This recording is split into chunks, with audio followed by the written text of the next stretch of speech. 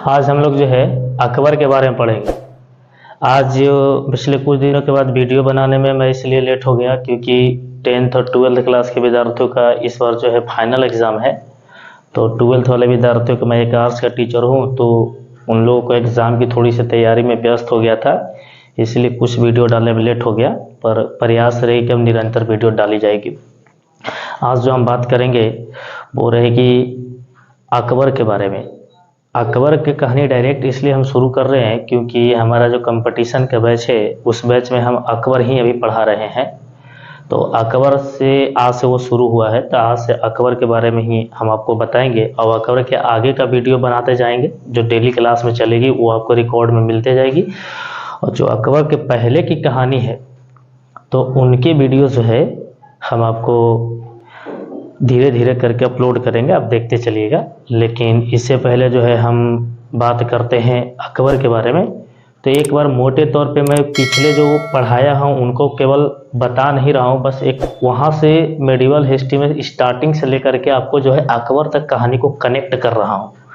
अभी हमारा प्रोसेस यही रहेगा कि कैसे मध्यकालीन भारत में कहाँ से शुरू हुआ था और चल करके अकबर तक कहानी हम क्या क्या बताए थे। तो एक मोटे तौर पे केवल कहानी को कनेक्ट करेंगे, तभी आगे चल करके अकबर के बारे में आपको समझ में आएगा। तो अकबर को जानने से पहले हम मेडिवल हिस्ट्री के थोड़ा सा पूरे डिटेल्स को समझ लेंगे, जो अकबर तक हम आपको कनेक्ट करने का प्रयास करेंगे। और फिर अकबर से वीडियो आपको निरंतर चैप्टर बाय चैप्टर, मतलब topic by topic, chapter by chapter मिलते रहेगी। और बाकी पहले जो जो अभी इसमें हम बात करेंगे कि कौन कौन सा चीज़ नहीं बताए हैं तो उनको वीडियो बनाते रहेंगे। तो चलिए, अकबर के बारे में जानना है तो सबसे पहले मैं अकबर के बारे में जानने से पहले मध्यकालीन भारत, तो मध्यकालीन भारत में हम जो है पढ़ने के लिए देखिए मेडिवल हिस्ट्री, इतिहास जो होता है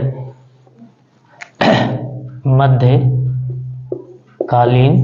भारत, थोड़ा ऊपर लिख दे ताकि वीडियो में दिख नहीं रहा था। देखिए मध्यकालीन भारत में इसमें जो इतिहास जो ऐसे कई पार्ट में होते हैं, ऐसे आप समझते होंगे तो इतिहास 3 होते हैं, लेकिन दरअसल इतिहास 5 टाइप के होते हैं, 5 प्रकार के होते हैं। सबसे पहला आता है आपका भारतीय इतिहास को 3 पार्ट में तोड़ते हैं। एक होता है आपका प्राचीन इतिहास, एक मध्यकालीन इतिहास, एक आधुनिक इतिहास, और एक होती है कला और संस्कृति जिसमें आर्ट एंड कल्चर का एरिया को पढ़ा जाता है, और एक होता है विश्व का इतिहास। तो हम यहाँ पर चर्चा कर रहे हैं भारतीय इतिहास के दूसरे नंबर बुक मध्यकालीन भारत का। मध्यकालीन भारत के इतिहास में हम जो है भारत के मुस्लिम राजाओं की कहानी पढ़ रहे हैं। इसे मध्यकालीन भारत में देखिए, इनमें सबसे पहला चैप्टर आता है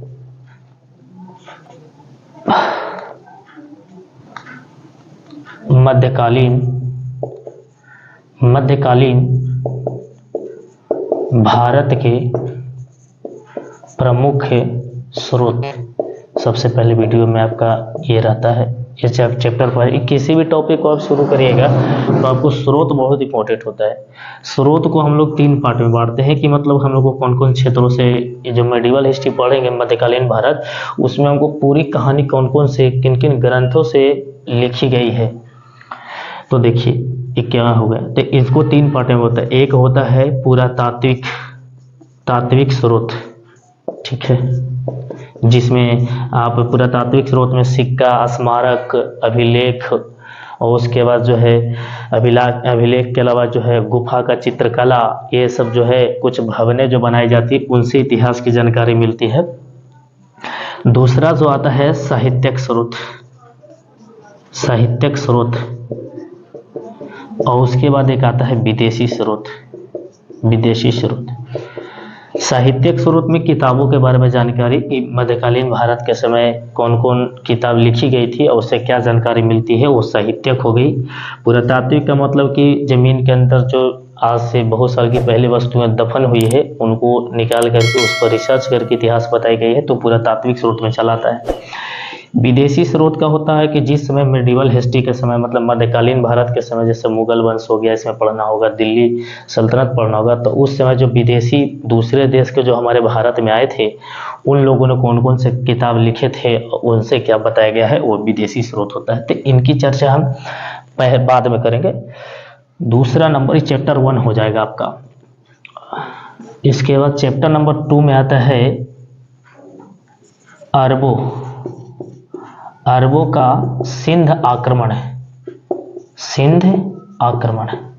अरबों का सिंध आक्रमण इसमें पढ़ना है कि अरब जो है सिंध पर आक्रमण किए थे। ये सिंध जो है आज पाकिस्तान में है, लेकिन जिस समय हम लोग अरब का आक्रमण किया था उस समय सिंध, यानी कहिए तो पाकिस्तान जो और अफगानिस्तान और बांग्लादेश है, जो आज अलग अलग देश बन चुका है, वो पहले सब एकजुट था। पहले भारत का विस्तार ईरान तक माना जाता था, ऐसे अफगानिस्तान तक मेन रूप से याद रखेंगे।